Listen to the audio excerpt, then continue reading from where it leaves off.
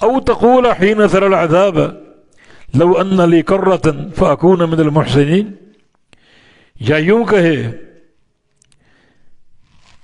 حین ترى العذاب، جب عذاب دیکھ لے، یہ ترا کہ ضمیر نفس کی طرف جا رہی، نفس مؤنث سماعی، یہ ترا مؤنث کا صیغہ ہے، یا کہے وہ نفس حین ترى العذاب، جب عذاب کو دیکھ لے، لو ان لی کرۃ، کاش میرے لیے دوبارہ لوٹنا ہو زمین میں، دنیا میں، فاکون من المحسنین، تو میں ہو جاؤں گا محسنین میں سے، نیکیاں کرنے والوں میں سے۔ کاش دنیا دوبارہ قائم ہو جائے اور مجھے دوبارہ دنیا میں بھیج دیا جائے تو محسنین میں شامل ہو جاؤں گا، پھر گناہ گار زندگی نہیں بسر کروں گا، شرک پر نہیں مروں گا، کفر پر نہیں مروں گا، شرک چھوڑ کر، توبہ چھوڑ کر، توحید اختیار کر کے، اللہ کے نبی کی غلامی قبول کر کے محسنین میں سے ہو جاؤں گا۔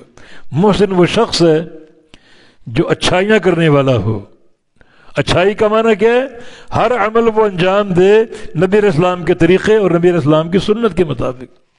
اچھائی وہی ہے، وہی خیر کا راستہ ہے۔ تو اللہ تعالیٰ نے آگے وہی بات کی جس کا ہم ذکر کر رہے ہیں کہ بلا کیوں نہیں، قد جاءت کا آیاتی، تحقیق آئی تیرے پاس میری آیتیں، فکذبت بہا، تو نے ان کو جھٹلا دیا، بس تکبرت اور تکبر کیا، فکنت من الکافرین، اور ہو گیا تو کافروں میں سے۔ حجت تو قائم ہو چکی تھی، حق آ چکا تھا تمہارے پاس، میری آیتیں آ چکی تھیں، اور وہ آیات بینات، تو نے ٹھکرا دیا، تکبر اختیار کیا۔ تکبر کیا ہوتا ہے؟ حق واضح ہو جائے اور قبول نہ کرے، یہ تکبر۔ حق واضح ہو جائے اور قبول نہ کرے، الکبر بطر الحق وغمت الناس، صحیح مسلم کی حدیث ہے کہ تکبر کس چیز کا نام ہے؟ دو چیزوں کا نام، حق واضح ہو اور اس کا انکار کر دے، یا لوگوں کو دھتکارنا، حقیر جاننا کسی بھی بنیاد پر۔ تم نے تکبر کیا، حق واضح ہو چکا تھا اور تم نے تکبر کیا، تو پھر اللہ کی تقدیر پر اس معاملے کو کیوں ڈال رہے ہو؟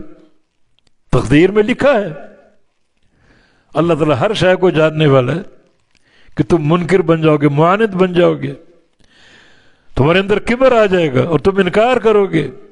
اللہ نے لکھا ہوا سب چیز، جھٹلایا ان کو، بس تکبرت اور تکبر کیا، وَكُنْتَ مِنَ الْكَافِرِينَ، ہو گیا تو کافروں میں سے۔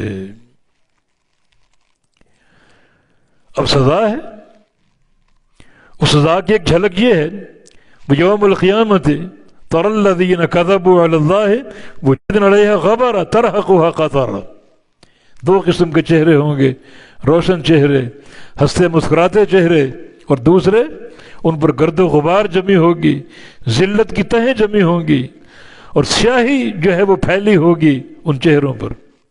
دنیا دیکھے گی، دنیا پہچانے گی، روشن چہرے اہل جنت کے ہیں اور سیاہ چہرے اہل جہنم کے۔